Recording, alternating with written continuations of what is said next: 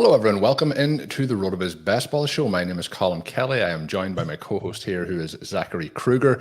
I'm also joined, as you'll see at the bottom of the screen here, if you're listening on podcast form, you'll see Mr. Peter Overzet, a true RotoViz OG.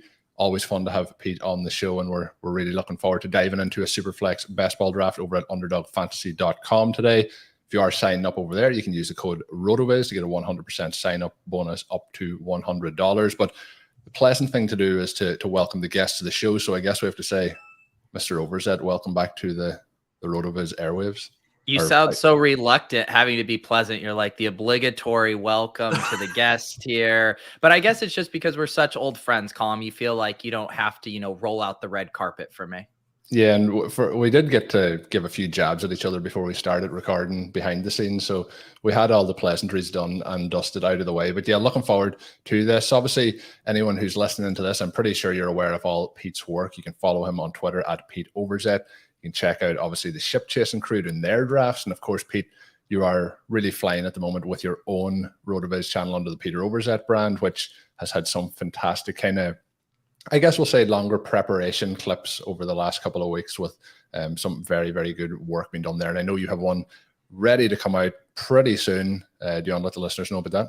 Yeah. So I've been, started that other YouTube channel for kind of non-live streamed content and have been working with RotoViz's Michael Dubner on a series of videos. So the first one we did was kind of all about, the dominant structural strategies, looking at hyperfragile, anchor, and zero RB. The second one, which evidently proved to be a little controversial, was why week 17 is all that matters in Underdog's Best Ball Mania 3 tournament and some of these other large field tournaments, just the way they're structured. So that's been a hot topic around the best ball water cooler. And then for this one, sometimes people are like, hey, all you ever do is talk about game theory and strategy. Who are your actual player takes? Who are the guys you're planting your flag on? So I worked with Dubner and using a lot of great research from RotoViz, specifically Blair Andrews models for identifying breakouts and kind of continuing this thought that because week 17 in the fantasy playoffs are what matters most for realizing our EV in this tournament, who are the players who might be undervalued relative to what they can do for us weeks 15 through 17.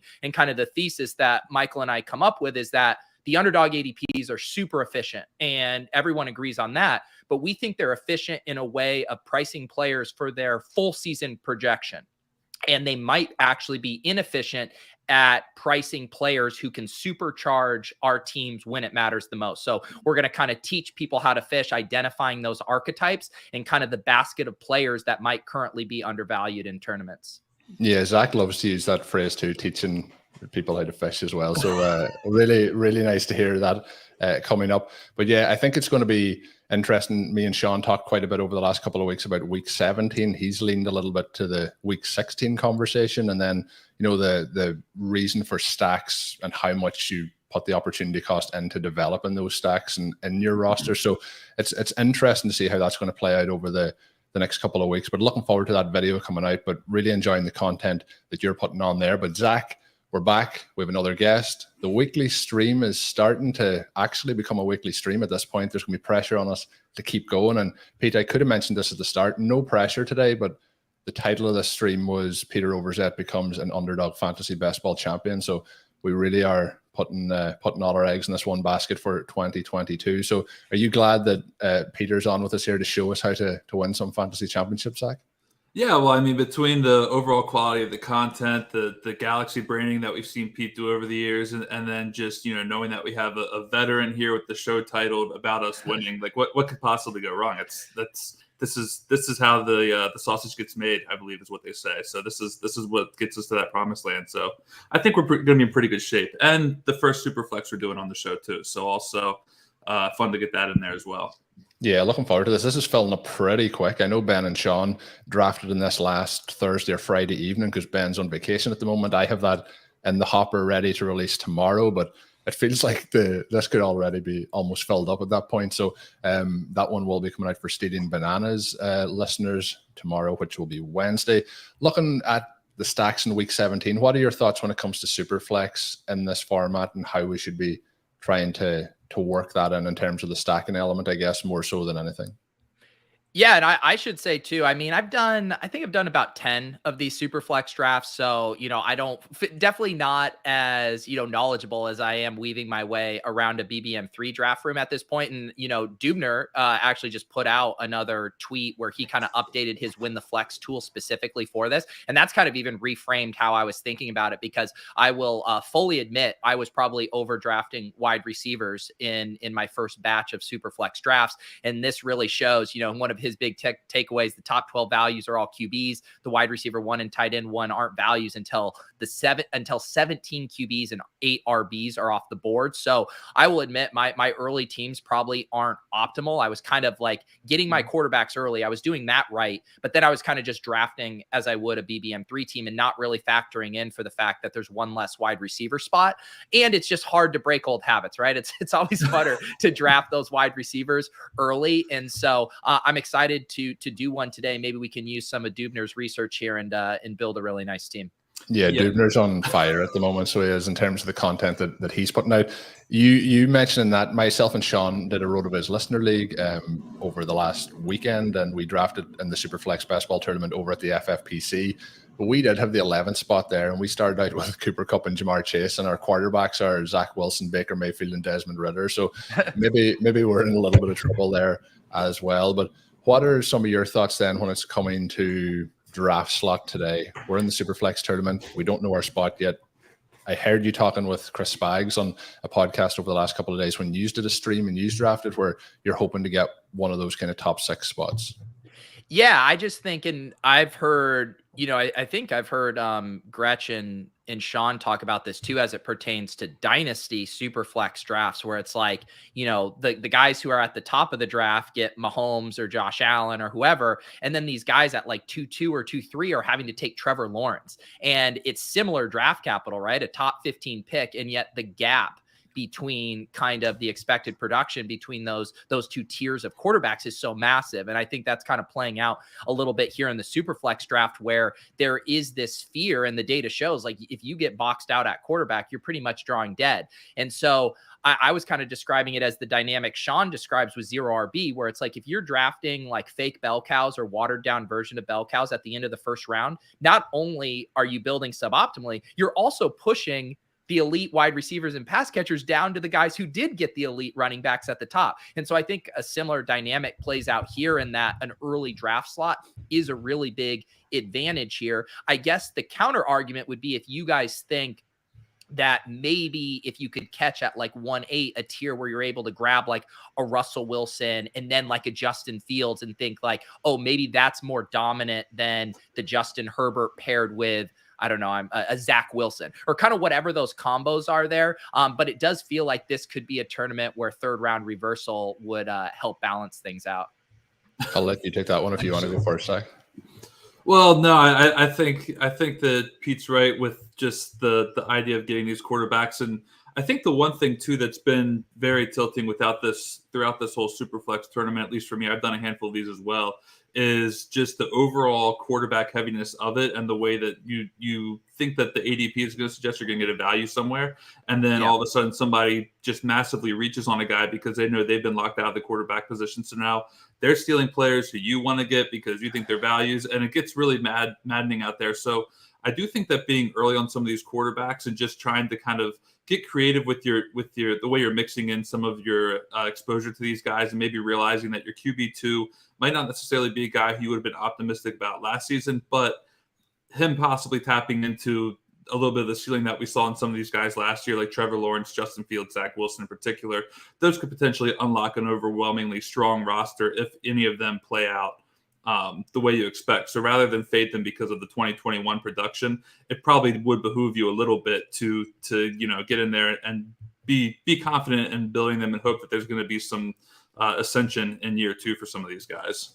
Yeah, I think that, and something, Pete, that you made on that stream that I referenced earlier that I thought was a very good point, was last year we were kind of trying to draft these rookie quarterbacks like a Trey Lance, like Trevor Lawrence, and then all of a sudden they didn't really perform. So this year we're just going completely the opposite direction on these rookie quarterbacks. And that's something that myself and Sean, whether this works out for us or not, we have been targeting those guys quite a bit in our Superflex and in the regular best ball leagues where we've kind of punted on quarterback at certain points. So we'll see how we do on that today. I feel like the other problem when we're in a best ball tournament like this is when it's Superflex is if you take one of those early quarterbacks like Allen, like Mahomes, potentially even like Herbert, it can be very hard then to actually stack those teams up because the players that are their wide receivers and tight ends, for example, are usually going a lot earlier than the offenses that people are targeting are going to go earlier than the offenses people want none of.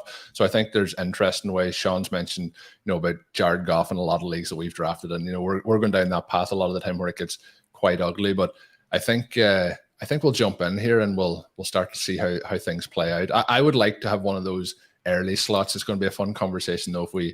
If we get one of those late slots, it could become a little bit of a mess. So Zach's working behind the scenes. We'll get that set up. We'll get the draft up here and we'll see how things start to progress. Any other things, Pete, that are really standing out for you so far in this early part of the season? I know you have usually got that Influencer 101. You're able to get that in pretty much all your drafts here as we move forward. But what are some of the key things, I guess, not just Superflex, but that you're seeing across the board? I think the easy takeaway is that best ball has absolutely exploded. I couldn't get you guys the Influencer 101, but I did get you the Influencer 102, it looks like. So that's the best I could do. It is just incredible to see. Every year, I think more and more people are diving into best ball earlier and harder than ever. There's also some funny other dynamics I've noticed with, a lot of the crypto and NFT markets being down, that a lot of guys, like specifically in my Discord, that were hardcore into that. And, it was, let's just be honest, it's a lot easier to make money in crypto and NFTs during a bull market. But now that that's all dried up, I notice everyone's playing best ball right now. And it seems like the kind of de facto activity. We don't even have that many DFS sports going on right now, with NBA ending as well. So it feels like all eyes are on best ball, and it's absolutely incredible. The fact that how quickly this draft is going to fill, how many different offerings there are across the sites. I think I really could just see best ball, becoming probably like the second biggest fantasy football format, second to your just traditional season long home league type stuff. So I think it's a really exciting time for best ball. Yeah, we'll touch on it a little bit more in a second. We have 17 seconds. I know Zach's going to crack up if we miss any of these picks today. QB1, give it to me. I think I would go Herbert or Jackson. Do you have a strong take here, Pete? You can make the decision. You're the guest. Yeah, I think I'm Mahomes over Herbert, and maybe even Mahomes and Jackson over Herbert, but I'm fine with any of these guys. We'll do Mahomes. I like that one. So we're all in on the Chiefs starting off at the second pick. We'll see. Yeah. The other thing I was going to say too, you were mentioning about like the stacks and how it can be a little more tricky. I mean, I feel like it goes both ways, because I do agree that you kind of have to focus on structure a little bit more heavily here early on, just to make sure you're not getting boxed out. On the other hand, because you're often getting to 3, sometimes 4 quarterbacks, you have all kinds of other stack options too. So I feel like in that way, you're maybe not quite as limited as you are in a BBM3 draft if you only have 2 QBs. Yeah, I've got a few messages in here. Aaron says to cancel the stream that Pete has no knowledge drafting from the 102. So we'll try and keep things on the road here, but hopefully things go well, and a lot of requests to release the value hound. So we'll see how it goes here over the next couple of rounds. But I like to start the conversation here so we can try and make the pick on time by the time we get back to the 211. In terms of the options going, we've got Mahomes now at this point. I think there's, I don't know if modified zero QB can become a thing, but are we looking at maybe stacking up some other options rather than the quarterbacks that will be available when it gets back to us at that point, the 2-3 turn? I mean, I do think that, the draft that you were referencing, or the show that I did with Spags yesterday, we had a late slot and got Russell Wilson. And then I think we punted our QB2 until like round 5 or 6. And, there was the Mac Jones kind of still kicking around down there. So I do think it's viable to do that, especially because it's like, obviously if we're, moving on from this grouping in this tournament, it means Mahomes had a massive season. And we know there's some high floor quarterbacks that we can get later in the draft. So I am definitely open to not forcing a QB2 here if the tier breaks, kind of warrant that. I do think that's where it really gets interesting for me, kind of like after Justin Fields goes, it starts to feel like a tier break. I don't know if you guys feel the same. Yeah, there's a lot of the guys that I would like to draft going ahead of this point. And a bit like you mentioned earlier with Sean's idea of if you're drafting at the back of the round, don't be reaching for the values. I find a lot of the quarterbacks that may be available when it gets back to us here, you're kind of reaching up just to get a quarterback to have a quarterback. So I'm interested to see who makes it back to us as we're waiting here. We're not too far off. We're about 4 picks away. Zach, hit us with some of your top options here as we're ready to go. And I see Jefferson is still there, who could be interesting. Yeah, we can't pass on Jefferson. Yeah, I didn't put Jefferson in the queue because he logically shouldn't be making it back to us, but he's the obvious pick here. And then I do have Eckler thrown in there. Obviously, Travis Kelce with any kind of stack. I think the one nice thing I think about is having the 102 is if we see that a couple of these quarterbacks we'd be willing to consider taking at pick 23 is still on the board, then maybe we go with one of these position players, get the stack possibly with Kelce, and then we run it back with another quarterback if we want to. Here, like if you're fine with Cousins and Fields, hopefully the guy at the 101 doesn't run it back with either of those guys. We could get a solid position player coming up here and get quarterback to kick off round 3. We lost Kelce there, so we don't have to worry about a stack at this point in time. Where are we leaning at with us about to be on the clock? Yeah, Kelce would have been pretty hard to pass up there, but he does go. If Cousins goes off the board, Justin Fields for me is probably the last of this tier of guys that I'm looking to target. So I would probably take him and then see which if Diggs, Adams, and Lamb come back to us. What do you think, Pete? I'm on the Fields pick too. Just I think like the next 3 running backs and the next 3 wide receivers is a relatively kind of flat tier there. So whereas Fields, I feel like there's a big gap after that. So yeah, I'm down to pull the trigger on Fields. All right, we'll go ahead and let that one time out. And then since we're going to be on the clock here in just a second, where do we want to go with this next pick here? With who we have on the clock? I'm really pleased to see your screen didn't update there for when it was sharing to show that you. Oh yeah. Sorry, I'm drafted. I was just like, yeah, Diggs is the player we're getting here. It looked like so Diggs does go off the board, but we're back on the clock, so we got 20 seconds. I would just say this is where I'm torn because normally I go elite wide receiver here, but considering the format and what Dubner's shown, like I would prefer to get our anchor running back, I think, and Swift is my guy. I know he's lower down. Any of these running backs, though, your call, Zach. Let's go Swift. I feel like there's not going to be a lot of people going Swift over Najee and Dalvin and even Joe Mixon. So let's just go ahead and go with that pick. Maybe it gets us a little bit unique, a little bit further on down the stretch from some other teams. So why not? And I will say too, the value hounds in the chat, I normally, and in my BBM3 drafts, I'm probably not, like you said, reaching ahead of Swift over Najee there, not because I think I do like Swift better than Najee, but just like you said, knowing that most of the time Swift is going to go further down and you'll be able to build kind of like different teams while still selecting Swift at value. But we're doing one draft here, the 3 of us together. And I feel like we can go and get our guys. Yeah, we had to go and get that running back. It's important to get that running back on the roster, and we'll probably take a couple more here in the next and let's not forget the Bears and the Lions play week 17, so we got a little correlation there as well. Yeah, and that is the game that Sean has mentioned quite a bit as being that kind of undervalued stack in week 17, which it is a pretty ugly game, but as the season develops, that could end up being a high scoring game at the end of how things play out. We took Fields there. I have him over Cousins, and I also have quite a gap then to this next group after him with Tua mixed in there as well. Have you quite a gap there, Pete, in your ratings of those quarterbacks? Yeah, no, like I said, I do think there's a gap after Fields where, and when I think of gap, it's not even necessarily in median projection, right? But just in who could give us a top 5 quarterback season here. And, I think Tua can have a solid season. I think Cousins can, like Derek Carr, I think can, all those guys I think can have solid seasons, but Justin Fields to me is the guy that if everything came together, I know it seems thin because they didn't do much to get him beefed up weapons this offseason, but if Cole Kmet takes a leap, if Mooney really continues to progress and Fields is able to run the ball a ton, it would not shock me to see him finish as a top 5 QB. And, in these tournaments where we're prioritizing upside over everything, I like making those big cuts. Yeah, and the other thing with it is Ben on Stealing Bananas last week shared a lot of good information. He did it in the Stealing Signals newsletter as well around his projections for Trey Lance. But listening to him and Sean have some discussions, I've had some discussions with Sean as well on it. It feels like, Fields is going to not be probably all that far behind based on how the Bears are setting this up. And there has been some comparisons to his style with that of Russell Wilson working outside of rhythm and things like that. So I think I think a lot of Fields production this year is going to come on the ground. We've seen that a couple of times last year, but we'll see how it plays out here. So we are 3 picks away.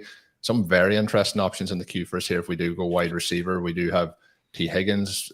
I'm more on Mike Williams and Keenan Allen this year. We also have Darren Waller, Kyle Pitts as potential options there. Anyone else in this range, Pete, that's really standing out for you that I didn't mention there? Yeah, I mean, I think T. Higgins, Pitts, and Chubb all represent a tier break at their positions. And so it's kind of what we just want to do structurally. What do you guys think? Yeah, I'd be more on the tight end or Higgins, seeing how well you get the option of both here actually. Based on ADP, I'm Higgins, just for the record. Yeah, but we have Higgins obviously as the next player off the board. Now Pitts is the player after that, but in terms of ADP, but I think we go Higgins here, and there's a chance that Pitts may get back to us here. Yeah, I'm very slim chance, but there is a chance.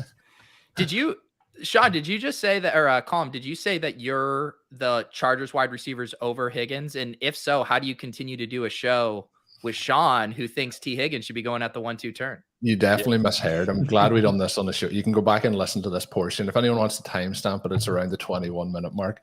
But I said that I was on Mike Williams over Keenan Allen.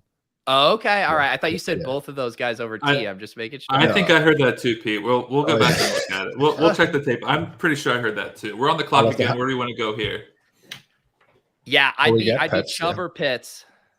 I think we get the elite tight end. You want to go Pitts? Yeah.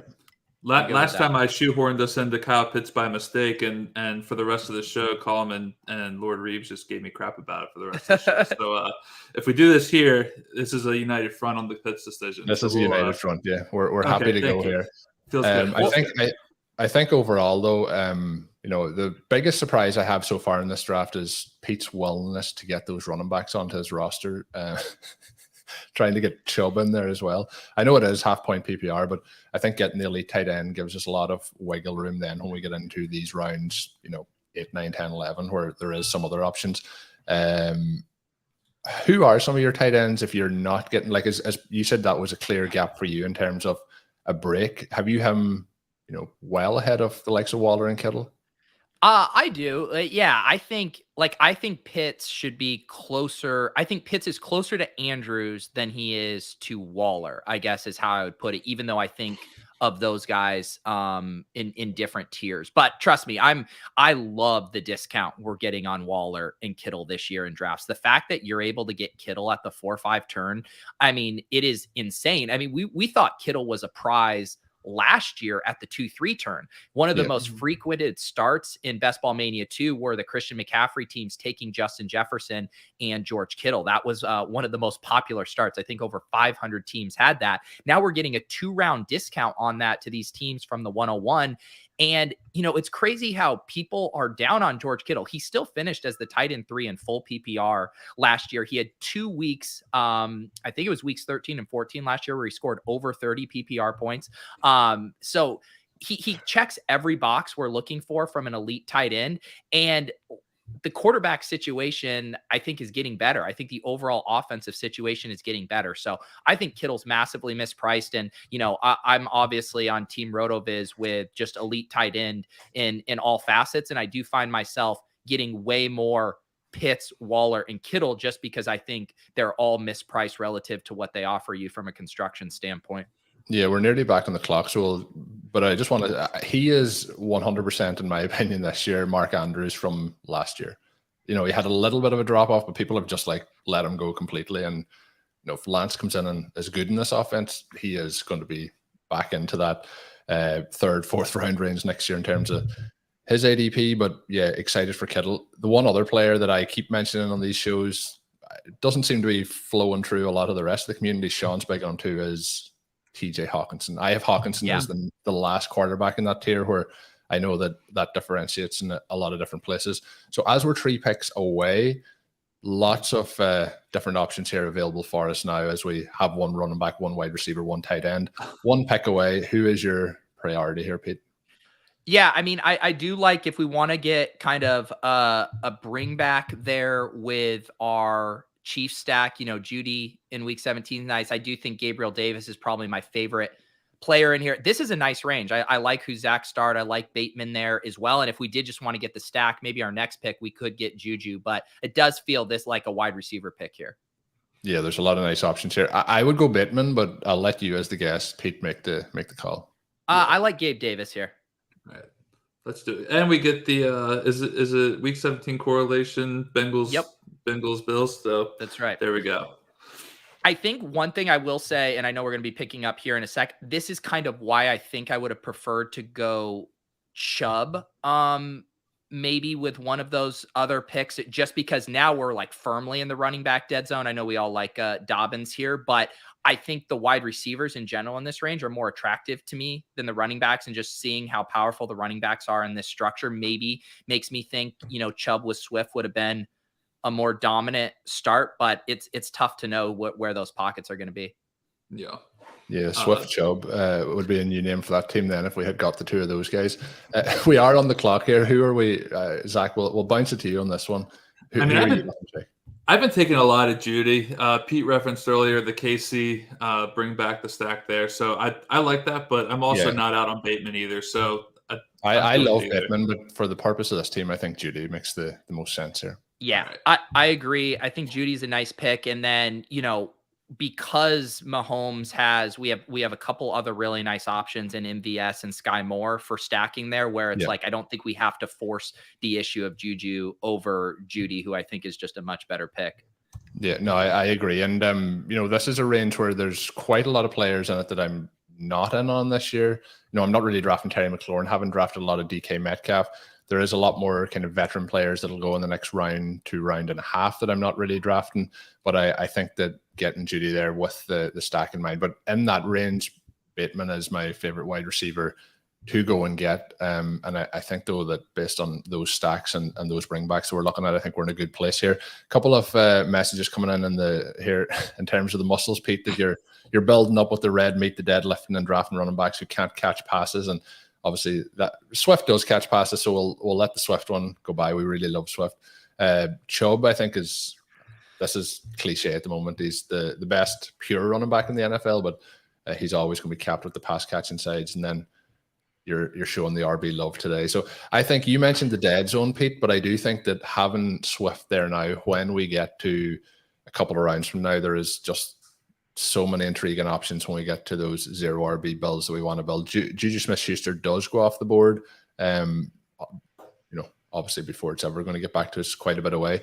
When we're on that at the moment, who are some of for you, I guess, rather than get your zero RB picks at the moment, who are your deadest of dead zone running backs at this point?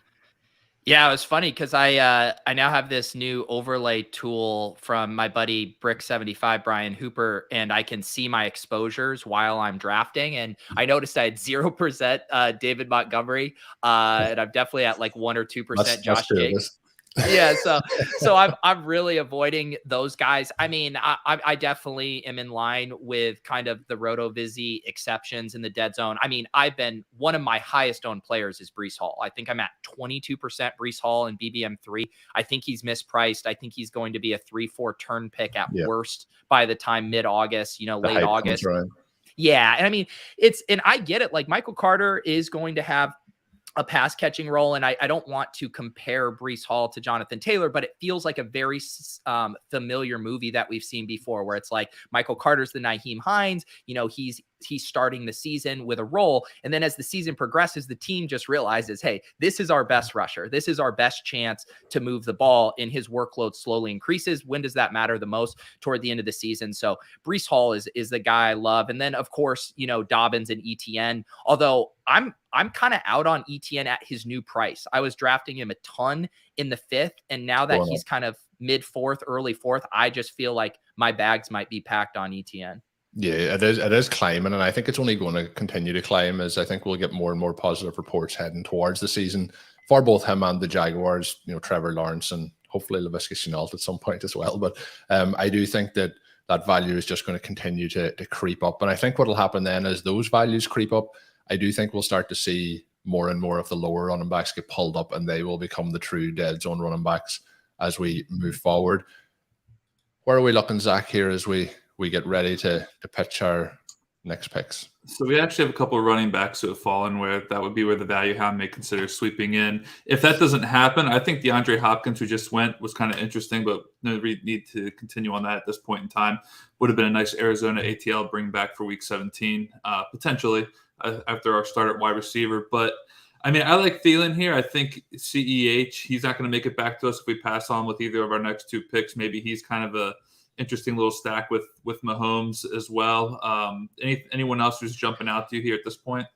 My only thing is I do think we should come away with a running back out of one of these 2 picks. And then the other question is one of our Chiefs guys going to make it back to us in the 10th round? Those are kind of the things I'm thinking about now. But I do think CH is a nice hedge on that, in that it gets us a running back, but also, gets us another Chief so we don't get boxed out there. Yeah, and that was kind of my rationale for throwing him in there, just for that. So the Chiefs, real quick, I looked it up just to see what we're working with. Speaking of dead zone running backs, but we have them on the board now. I don't even CH is almost too cheap to be a dead zone running back. He's more like the first crop of 0 RB picks to me, like him and Miles Sanders in there. Yeah. Yeah. So we could possibly get one of MVS or Sky Moore back. We might be flirting with disaster here if that happens. And then this is kind of what we're looking at with the current boards we sit on the clock. Yeah, I'm good. I'm good with Gibson or Thielen here. What about Ayuk? No. I don't mind Ayuk. I just think, I'm good with either of those. All right. Do we want to do Ayuk for Colm? Take Ayuk. I don't want to take Thielen. All right, we'll take Ayuk for Colm here. We'll let him have that one. Is that an old bias or a Packer bias? That's an old bias. That's definitely an old bias. Yeah. I've always tried to understand the motivation between. I'm with you. I haven't drafted a ton of Thielen. I've matched him up. Sometimes I've gotten Jefferson, and I'll set up that Kirk double stack, but he isn't the funnest click in that range. You just feel like you're kind of drafting someone who's at the best, he's just going to kind of keep you stable on any given week whenever one of the other guys has a down week. You're not really drafting Adam Thielen as someone, in my opinion, who's like giving your team any kind of great ceiling. And then I would even worry that at some point in time, what if KJ Osborne happens to kind of take some sort of step forward where Thielen feels all the more obsolete. Plus, he's always got a little bit of injury history. It's not a very fun pick in the Adam Thielen streets these days. Yeah, he's got a lot of injury history, but like he is going to be 32 in August, so he's up there in years as well. But it's just one of those things. I think his body could be on the breaking down stage, and I don't think we're going to see him get better. I think we're going to see him continue to decline. So yeah, it's just one of those ones. Like, who's the ascending player? Who are we potentially seeing have the upside? Like Brandon Ayuk had an extremely strong finish to the season last year. The start of the season was atrocious, but in terms of what we're looking at moving forward, he, in terms of the receiving stats in the last half of the season, he outperformed Deebo Samuel in quite a few different ways. So I think he's been very undervalued at this point. And again, I'm very much, sometimes looking back year on year and what the mistakes were by drafters or what opportunities presented themselves.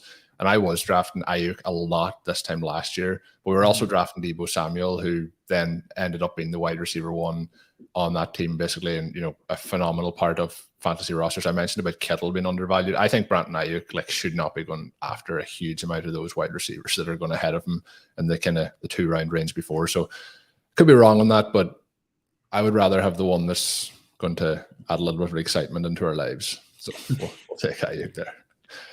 We are heading into the 10th round here. Baker Mayfield does go off the board. Zach is continuing to hype up. I got a DM from Zach yesterday with the potential trade news. We have drafted him a couple of times together, but he is obviously rising up in this draft. Who are we looking to get in here? In terms of our build overall, we do have 2 running backs. We have 2 quarterbacks. We have 1 tight end. How are we looking to build this? Do we want to make a 2 tight end build? Is there anyone that you're looking to target a little bit later on at tight end? And how do you want to play it here over the next couple of rounds? I know MBS is probably the key target here, but if he doesn't make it back.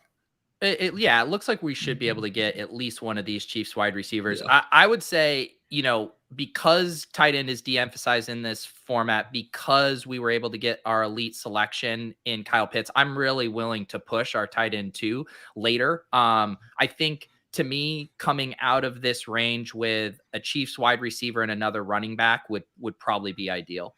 Yeah, that sounds pretty good. And then when we look here, we'll let you go and name out your guys, but who are some of your favorite guys? Some of my favorite zero running back candidates are at the top of this list here. Is there anyone that you're really hoping gets to us as a running back?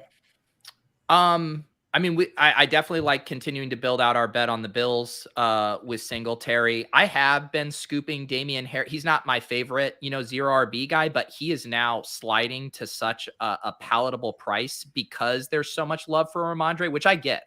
I want Ramondre too, but at some point when those bets are converging, I mean, Damian Harris scored 15 touchdowns last year. So I definitely don't mind that. He does go off the board here. But yeah, once I'm kind of comparing Kareem Hunt to Singletary, I mean, considering our team too, I'm definitely Singletary. Yeah, Singletary is my favorite target in this range. We are one pick away.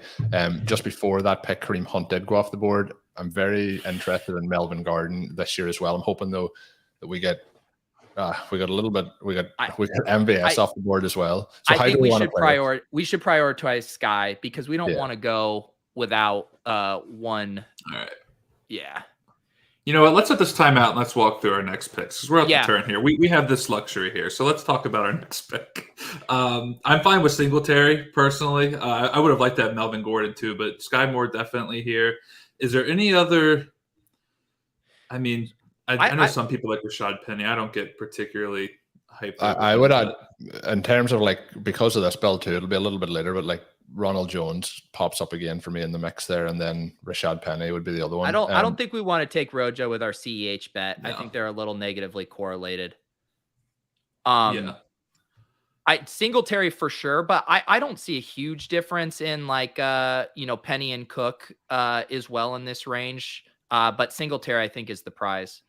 Yeah. See for you in terms of building these rosters out, Singletary is the one that I'm targeting, but when Singletary is not there, I'm taking shots on Cook as well. It's really a bet on that running back core. Like last year, obviously, it didn't really hit onto the end of the season fully, and that was with Singletary. But this Bills running back room should be scoring more points based on how explosive the offense is, and at some point that is going to right, in terms of efficiency at some point. So I'm happy to take both of those guys, and there's some good to get Singletary. How do you feel about Sky Moore over MVS in terms of the upside play, the excitement of it? I think as being a Packers fan, I know what MVS is, a good peripheral wide receiver who can stretch the field, but in terms of the rookie coming in and the excitement, I think that Moore is the guy probably that's the funner pick there. But if both are on the clock, are you taking Scantling or are you rolling the clock?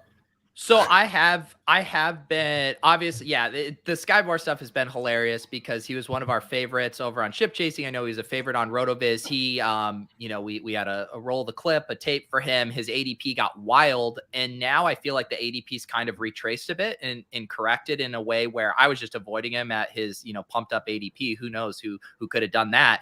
But I think prefer Sky Moore to MBS. I do think there are some really exciting high-end outcomes for MBS this season, particularly just your hashtag better in best ball play, putting up a couple big, games in the fantasy playoffs. Like it would never shock anyone if MBS has a 2-touchdown game with Patrick Mahomes in a big week. Like that won't be shocking. But as far as ascending to being the, 1B in this offense next to Tyreek Hill, I mean, Sky Moore is the guy that we would count on kind of having that within his range of outcomes based on his pedigree and kind of how wide open this depth chart is after Kelsey. So I think they're both interesting from a volatile standpoint and an upside standpoint, and they provide, I think, different types of production that are both equally valuable to us. And it makes sense to me why their ADPs are so close. Yeah, there's really two options for me here, is that both guys kind of cannibalize each other's production and neither of them's fantasy relevant, or the other thing is that one of the two become tremendously fantasy relevant and should have been drafted much, much earlier. The likelihood of that being Sky Moore, in my opinion, is higher than it being MVS.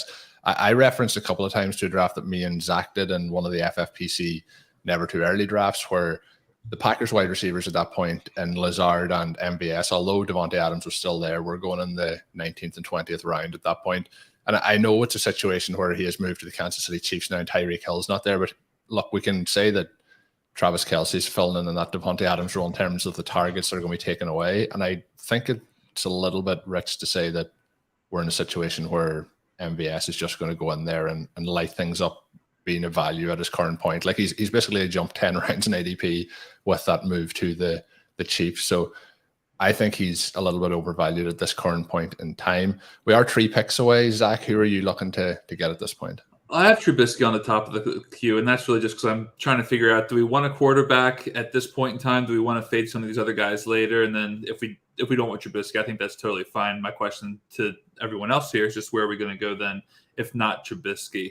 Pete, where are you leaning right now for our third quarterback, and is Trubisky on the table here, in your opinion? I don't like Trubisky in this build, maybe more in builds where we punted quarterback and we need that immediate production out of the gate. But I would rather take a really big cut for our QB3. So a Desmond Ridder, a Corral, Malik Willis even. So I don't mind passing on him here. I do think we're still in the market for running backs too. So I love this zone here. Rachaad White, Hines, and Spiller are all some of my favorite targets. So if you guys think there's a tier after Rondale Moore at wide receiver, we could lock him up and then know we're going to get a running back we like. Also, Hardman too, if we want to super stack Mahomes.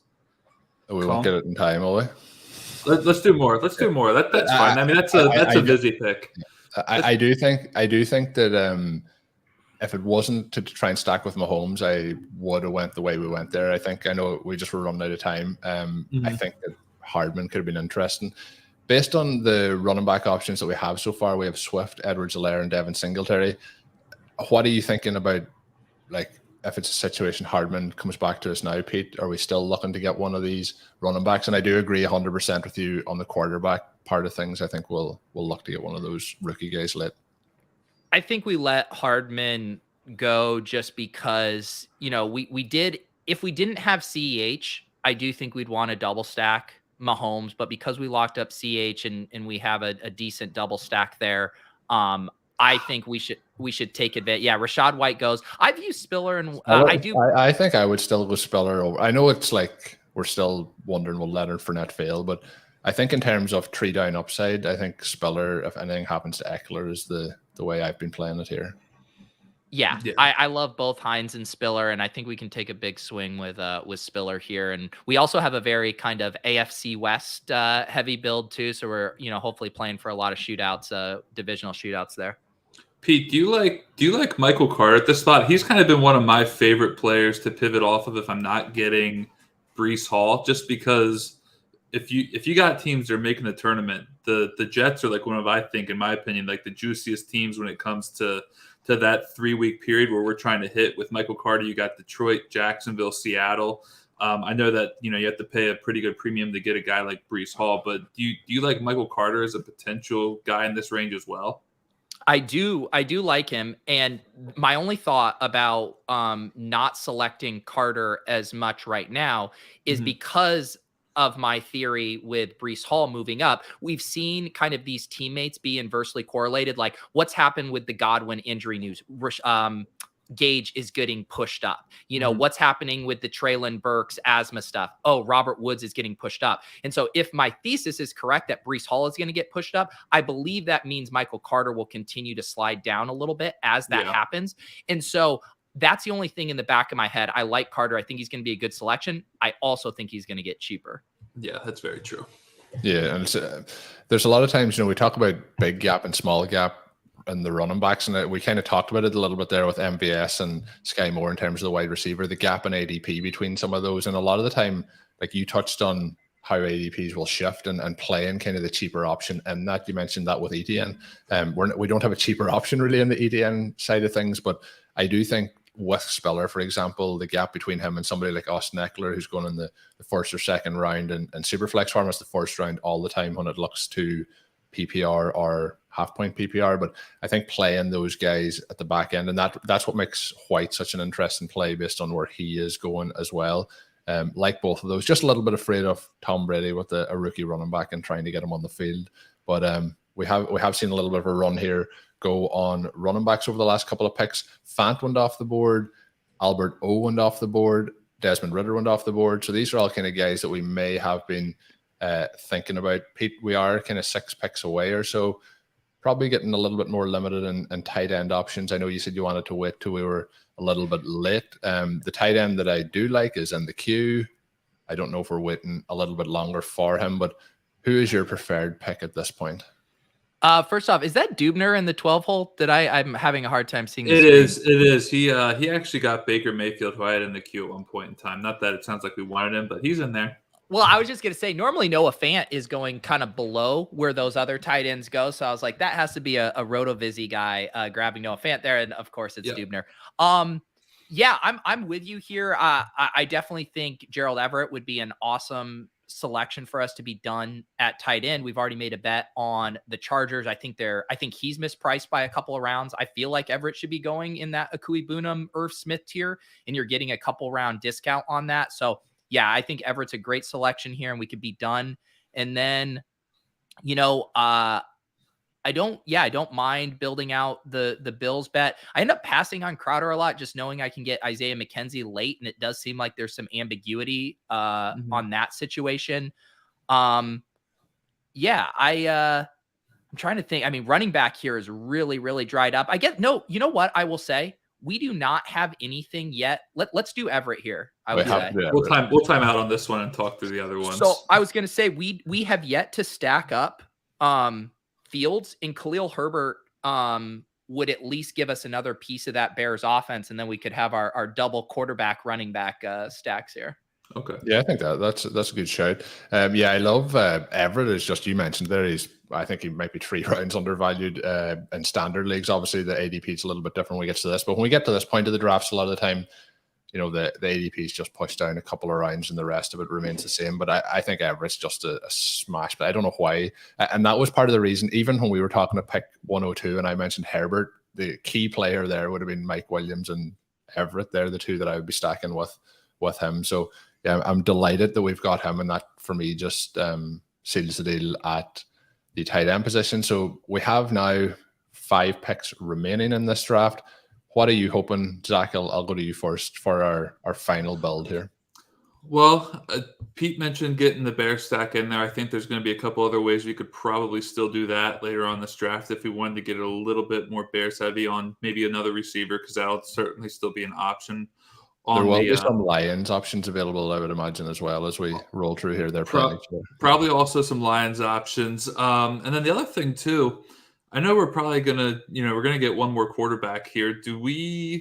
Are we fine with going just a third quarterback here and just taking like Pete's saying earlier, a big swing on somebody and betting that he's going to hit, or do we want to take a fourth quarterback just to kind of hedge that? I think I'm still probably partial to the 3 and just being confident that we're going to be right and it's all going to work out. But do we want to be keeping an eye out for more than one extra quarterback, or do we want to maybe look for a second one as well who could also have some kind of upside in there?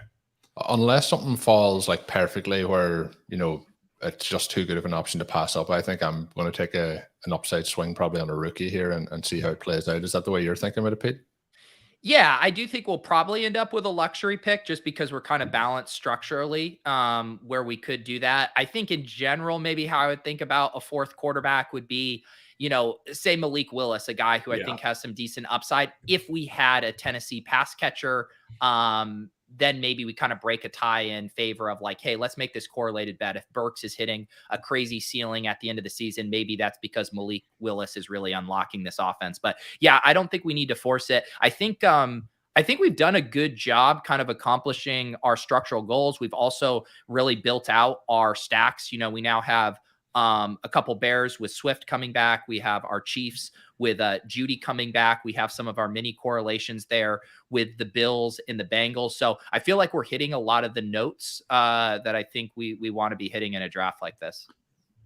Let me ask one more question here, just because this is a little bit interesting. This is probably what happens when the value hound is in fact in studio with us. Trubisky. That's a bark. That's not a howl. Yeah, Pete will deliver it when we need it. But show us there. Hit us with one. Oh, there you go. Mitchell Trubisky has fallen like 60 picks literally in this draft. I don't know if he'd count as a big swing at this point in time, but would the value hound be interested in a 5-round discount on Mr. Trubisky if he actually happened to stick around here, or are we still passing? I would. I mean, but here's it. Did he fall because I was fudding him earlier? And everyone's in the draft room here. Is this a pump and dump or a reverse pump and dump? A fud and scoop? There's so many. It doesn't usually work for us that way, Pete. Usually, whoever we mention disappear off the board. So there's so many teams already with 3 and 4 quarterbacks. I'm not even sure. Like someone's got Watson and Brissett sitting there on a 4 quarterback build. We've got Darnold, Jones, Burrow. We've got Brady, Mac Jones, Pickett. So I mean, Trubisky might actually make it back to us because so many people already have 3 quarterbacks. When I drafted with Sean in that recent draft as well, it was the team that drafted, they drafted both of the Browns quarterbacks in Brissett and Watson. That's happened here again. A bit like we're talking about taking a risk on some of these guys with upside.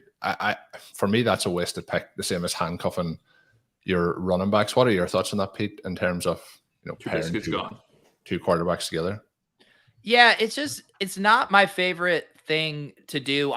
I understand the arguments for it, and Mike Leone did an interesting breakdown on handcuffing running backs the other day on his Establish the Edge podcast. And to me, the compelling thing is if you're able to use it to get a really unique construction. But I just want every one of my bullets on a different thing. All right, so we are up here. What are you guys looking at here? It's thin out here. I got Marvin Jones in the queue. I like Marlon Mack. I know you guys are generally on. Wendell would be my pick, but depends what way you want to play it. Yeah, I'm fine with anything. Yeah, let's do Mack. I think we could still use another running back who's going to get some touches here for us out of the gate. Would we call a 6 running back build here probably done then? Should I keep in mind some other positions for the queue then? 6 RB solid. I think Pete's hoping to get that 8 RB build. I think is what he's hoping for. He's loving these RB, especially the old RBs. They call it the super flex because you got to flex all your testosterone with this format. I'm only joking too. I think Mac, when you get, in those 0 RB builds, when you get to this point, I think he's a real kind of safety blanket. He's somebody who in previous years I think would have been in the dead zone, and now he's going at a very palatable area in terms of being the starting running back. I think I'm Wandale over Marv, but okay. Yeah. And also let's not forget to, one of our, Bears targets later. I don't think we have to do them here, but our, Pringle or Velus Jones to kind of round out a Fields double stack, I think would be good. If we add Velus Jones, we automatically have the oldest roster in the draft then. But exactly. if we're fine with that, we can remain with that strategy there. We got 3 picks left to go. I'll get some guys in the queue and see what we look like. Any particular late round quarterbacks you want me to throw in here, Pete? At this point, they're probably all going to be available to us. Okay, Ritter's long gone. Yeah. Can I see the queue for quarterbacks? Yeah. Here, let me pull it up. I'm gonna refresh it, make sure we're current. That's what we're looking at. So, we mentioned again, when I'm looking at a 3 QB, we have Mahomes and Fields, we need those guys to put up monster season. So who are the guys that could really, have an upside scenario? It is probably the rookies for me. And then maybe Tyler Huntley would be the other guy you could toss in there as just a contingent bet. I would say, I think Matt Corral, Malik Willis, Huntley, I think those would be the 3 names that stand out to me. What about to you guys? Malik Willis would easily be one of my favorite guys. Like it would take the right scenario to happen, the perfect storm for him to actually hit and pay off at this price, but or just with this selection. But the Konami code upside, I think we all would probably agree is pretty legit. If something happens at any point in time where he's a starter, he's really good here. Do you like these guys below Garoppolo over him, or you want me to keep Garoppolo up at the top just in case, or what are you thinking for that? I'd leave him there probably for the moment, but I was just see in terms of these guys getting meaningful starts this season, realistically, barring injury, I think Corral's probably the most likely to actually start this season. And this goes back to kind of our 4 QB, selection. If we're kind of working under the assumption, hey, we're probably not going to get any starts from these guys, we could grab 2 of a Malik Willis, Huntley, Corral, and just kind of give ourselves 2 outs at hitting that 3rd quarterback late in the season. Which I'm fine with too. I like that as well. Yeah, I think, to be honest, at this point in time, if Mayfield goes to the Seahawks, the only real spot that I don't know what you think here, Pete and Zach, but Garoppolo to the Panthers is probably the realistic option for him. But there doesn't seem like that's really in the mix at the moment. So I think that Corral can beat out Darnold, Yeah, for me, I do think that you're right. I think Garoppolo eventually would go to Carolina. He's off the board now. He went to Dubner actually. So he didn't go to Carolina. He went to Dubner as Thanks, well. Michael. So he got him. But I do think if you were to stack something like a Corral and a Garoppolo, at the end of the day, you are probably kind of you are probably essentially drafting two quarterbacks on the same team probably. Yeah. I really like Willis here as well. And then I do think that Huntley is also fine. Corral, I just worry because I think I do feel pretty strongly about Garoppolo to Carolina eventually. I just worry that Corral's going to be a quarterback 3 on a roster that's going to take injuries to get him in the lineup probably. But that's just me. Yeah. I think Malik Willis is definitely the most intriguing, just from his prospect profile and also this idea of, if the Titans struggle and they're not a playoff contender, I mean, what do they gain at this point? They've already clearly shown us that Malik Willis is their quarterback of the future. Like, aren't they going to want to see snaps? I always think back to Lamar Jackson's rookie year where we saw him, kind of starting those last 3 to 4 weeks. Mm-hmm. And ironically, he didn't show us a massive ceiling there, but he showed us the floor. And as our QB3, if we could even get that floor from Malik Willis here, I bet we'd end up using one of his scores in the fantasy playoffs. Yeah, and on top of that, you still get him in the AFC South, which is just so. I mean, he could run through any team in the AFC South if he's even half competent at the position. So that's even a nice bonus, I think, as well. I'm enjoying this conversation. It's quite a bit of fun. It might never actually come to fruition, but I think the way you guys are feeling about Willis is the way I'm feeling about Corral. Whereas I think that the Titans are going to be really running away with it this season, and aren't really going to need to make a quarterback switch out to the injury. But are we making that Willis pick here, or are we taking? Well, Corral's gone. I'd go Willis here. I think we could take Willis just because we have 2 cracks at the Bears guys, and if this guy wants to double tap these 2 Bears, that bless his soul. Yeah, good for him if that's his route. So we're gonna time out on Malik Willis. We have. And I didn't mean that. I was happy to take Willis over Corral if that's the way you guys wanted to go. You said the majority, but I had seen that he was gone. But I just meant in general. Some of these discussions too. You mentioned earlier how Dubner's work kind of made you think through some things, Pete. Sometimes these conversations they click different parts of your brain into operation. I will throw out one more idea. If we want to, we go to the running backs real quick. Yeah, I would recommend Brian Robinson. Oh, Haskins went. Haskins was who I was going to say, because if we are making that bet on youth movement in Tennessee at the end of the season, maybe Haskins with Willis there. But he goes, so we can throw that out the window. I am a total simp for Brian Robinson. Oh, yeah. I was just going to say the ADP is single-handedly rising with Brian Robinson, and the only person drafting him, Zach, is me. I think we can draft our running back here and sit on one of Pringle or Vilas. I kind of doubt that both of them will go before we pick. Who would you want at running back here? If you got a strong lead, I've been drafting Darius Johnson just because of all the rumors that one of Hunt or Johnson seems likely to get traded. But other than that, I don't feel strongly. We could do Darius Johnson. I've got enough Brian Robinson on my own. I'll hang out in the corner and enjoy that. We'll go Darius Johnson here. He was such a stud last year. If they actually do trade him or cut him and he ends up landing somewhere even in a profitable RB2 role, I think Darius Johnson could be an absolute smash this season. Yeah. And the other guy too, that's I know he's a RotoViz favorite. He's a guy I was drafting a ton in the early drafts and then kind of pumped the brakes after they, drafted Keontae Ingram and brought in Darrell Williams. But the buzz on Eno right now is strong. We have a little correlation there with Kyle Pitts. Obviously, I think we're done at running back now and going to grab a Bears pass catcher. But man, the Eno stuff, I always have a hard time getting it out of my head. No, I think that's firmly ingrained in our brains. And look, we waited and we waited and we waited, and Penny happened last year, so it is still possible that Benjamin does happen. But when you look at, again, I mentioned the gaps in ADP. There is still going to be quite a bit of value to these guys as standalone in that Arizona backfield. But if there is an injury to James Conner, I think things could really pick up. The other player in that list that I'd be interested in is Sony Michel. I always think Michel is just that interesting late round option to add in. And Dricko will tell you that Sony Michel was the skeleton key to first place finish in the FFPC last year. And he will also mention that he got that information from listening to Ship Chasing with Pete and Sean. So Sean single-handedly give him that. So Michelle does go off the board. We're into that final round though, and we'll see how things play out. We're looking to get one of those Bears pass catchers. What are we thinking though overall of the roster? I know we'll do a little bit of a rundown after, but I think it's pretty balanced. I think we've accomplished a lot of the things that we set out to do here at the start. Yeah, I like this team. There was that one kind of 2v2 in the range there where I think Chubb would have been a nice kind of double anchor there with Swift for us, where I wondered if we would have liked, flipping that a bit.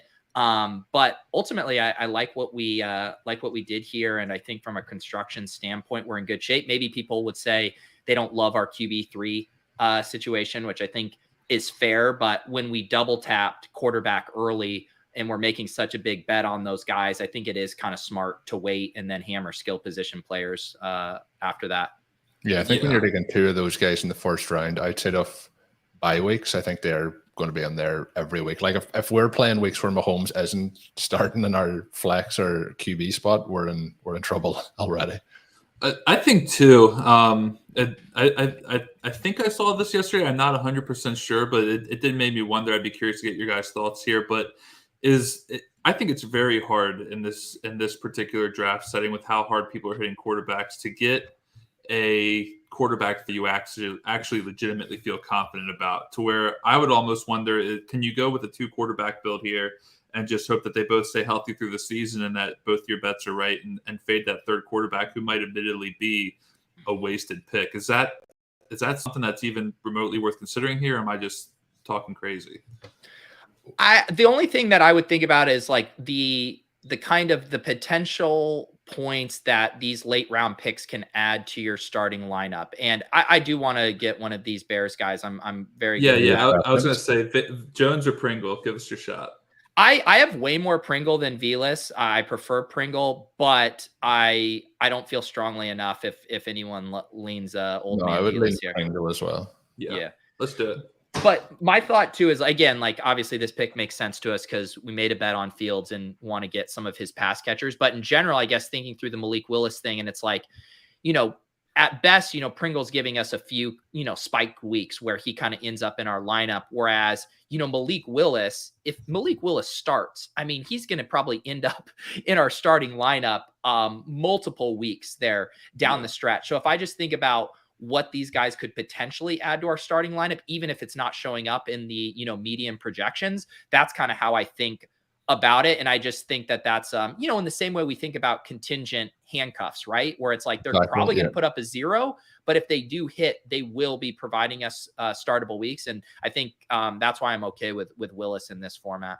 Yeah, no, I agree. And I think what you were getting at there as well, Zach, is like, if you're trying to go in and get a third quarterback where you're like, this guy's going to start the whole season, I'm confident in him, you're having to give up some of the other kind of more upside players that we have drafted. So I think that, there's too much cost involved in getting that third guy, particularly if you're going to get a third guy who you think is really good. But I don't think in a best ball super flex format, you need to do that. The key here is to win the tournament. It's not like you're going on your week-to-week league where you're trying to fit those guys into the slots. I think you have to go with them. Yeah. Real quick, I'll walk us through the team here. We can give a quick breakdown if we want to. We got quarterbacks Patrick Mahomes, Justin Fields, Malik Willis. Running backs DeAndre Swift, CEH, Devin Singletary, Isaiah Spiller, Khalil Herbert, Marlon Mack, Darius Johnson. Wide receivers Higgins, Gabriel Davis, Jerry Jeudy, Brandon Ayuk, Sky Moore, Rondale Moore, Wan'Dale Robinson, and then Byron Pringle. And then we have our 2 tight end bill with Kyle Pitts and Gerald Everett. Colm, also hat tip to us. We did not accidentally stack 2 tight ends with the same bye week, which is something we tend to have made a weekly ritual of doing. So congratulations to us on that. I did check that just before we made the so did I. Yeah. But it is funny. I just have it's pretty much I want to get Everett or Fant as the second tight end in a lot of these. And I want to get, Hawkinson, Pitts, Andrews, one of those guys as the first tight end. And I know that those bye weeks won't clash. But once we switch to somebody like a draft with Schultz, I'm like, I don't know who to pair him with. I just have such comfort in getting Everett late on. I think we've set things up really nicely there overall. Just to Angada's message and Pete, if we can get up the draft board, do you want to add a bit of sauce to Team 5? Oh, sure. boy. It's easier to go actually from the team level generally than if you go back to just where you were at and then just select his team from the drop down. It's a little easier for me to see the whole team. Oh, shoot. This is... You're good. Click that and then hit the drop down up at. Oh, there okay. you go. What's his... He said he was team 5, so 5 down from the top. So this guy probably. Yeah. I didn't know. I was wondering if Zach was going to have trouble. Pick 5. This is very advanced for me. I haven't had to do it to quite this level yet. But Pete, go ahead and deliver some sauce here. We got Herbert, Tagovailoa, Corral. This is funny. This is what always happens. They're like, we draft a team that you're really going to like. It is actually a very similar structure to the one you just drafted on stream, but tell me why it's wrong. So they're either saying, tell us why we were wrong. I mean, this is a very similar build, right? Two quarterbacks early and then an upside quarterback late. They did kind of the anchor running back build like we did, Javonte instead of Swift. They did take Dobbins a little earlier, which I like. And then got our guy Eno at the end, did get Keenan, Sutton, Moore, Gage, MBS, Crowder, Parker, Hamler, Chenault. Like, are you trying to get me to tell you messed up by taking Chenault? This could be our team. This could be our team. Couldn't it? Objection. Pandering to the hosts. I can't sauce a team I love. Get the hell out of here. This is a fine team. Yeah, I'm just looking though. Bye week. I think week 9. Have we double bye weeks? They're really consuming a tight end. No, they're good. 8 and 9. Okay, so it's looking quite small. Are you part of bye week Twitter column? Are you one of the? Yeah. Aren't you worried? Every other one of my videos on YouTube, it's a comment. Aren't you worried about the bye weeks at tight end? No, I'm not fucking worried about losing 5 points. It's pretty much like it's the only thing. It's how I get my people send us those messages about not having enough running backs. It's the only thing that I have. I need to get that account going. But yeah, there's so many guys here that we talked about throughout the stream, and a lot of guys that we do like. So I am on Mike Williams, as I mentioned, over Keenan Allen, but like we took Judy, you took Sutton. I'm playing that both ways. Love Elijah Mitchell. You took MBS, who we talked about, Crowder, who we talked about, KJ Hamler, Sean Siegel approves of that draft pick, and then Laviska Shenault too. We probably pumped that ADP a little bit too high last year, Pete, and it didn't work out for us, but we'll see how it works out this year. But it's going good. Angad said he just wanted to hear the Russell Gage slander, so yeah, Tom Brady apparently loves him. Yeah, I mean, this is my thing about both kind of Mike Evans and Russell Gage. And again, like the prism with which I'm viewing all of these tournaments and with these structures is that I want my teams to be finishing strong at the end of the year. And I want to be getting values on players that can supercharge my team.